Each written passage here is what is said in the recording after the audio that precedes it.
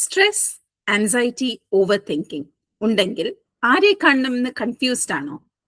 സൈക്കോളജിസ്റ്റിനെ കാണണോ അതോ സൈക്യാട്രിസ്റ്റിനെ കാണണോ? പലർക്കും ഇതാണ് കൺഫ്യൂഷൻ.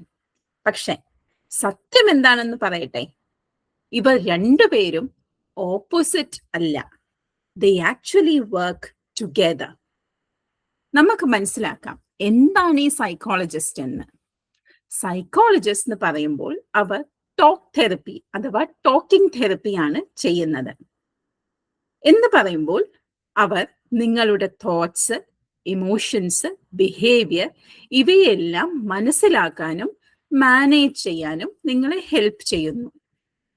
മൈൻഡിനെ അണ്ടർസ്റ്റാൻഡ് ചെയ്യാനാണ് അവർ ഹെൽപ്പ് ചെയ്യുന്നത്.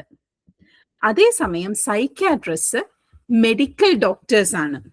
അവർക്ക് മെഡിസിൻസ് പ്രിസ്ക്രൈബ് ചെയ്യാൻ കഴിയും. കൂടുതലും സിവിയർ ആയിട്ടുള്ള കണ്ടീഷൻസിന്, എന്ന് വെച്ചാൽ സിവിയർ ഡിപ്രഷൻ അല്ലെങ്കിൽ സിവിയർ ആൻസൈറ്റി, സിവിയർ OCD, അതായത് ബ്രെയിനിന്റെ കെമിസ്ട്രി ലെവലിലുള്ള പ്രോബ്ലംസ് മാനേജ് ചെയ്യാനാണ് അവർ ഹെൽപ്പ് ചെയ്യുന്നത്.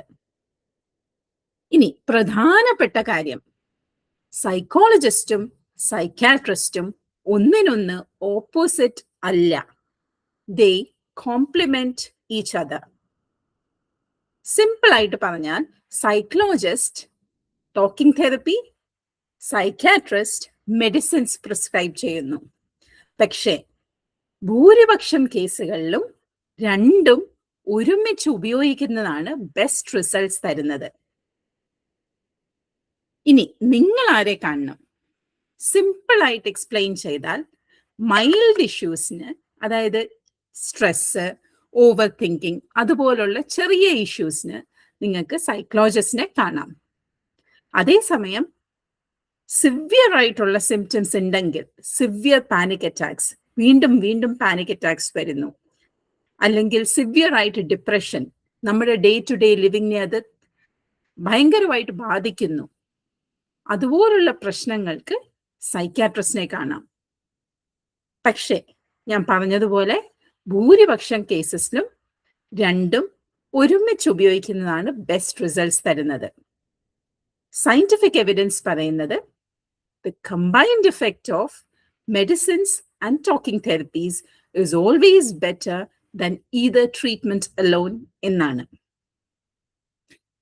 ഹെൽപ്പ് തേടുന്നത് ഒരിക്കലും വീക്ക്നെസ് അല്ല.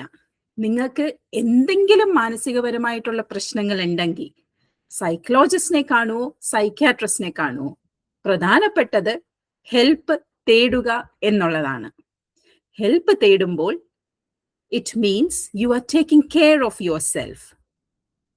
ഓർക്കുക, your mind matters. Understand it. Take care of it. And if you want to learn more about your mind, subscribe cheyu. This is Your Mind Explained.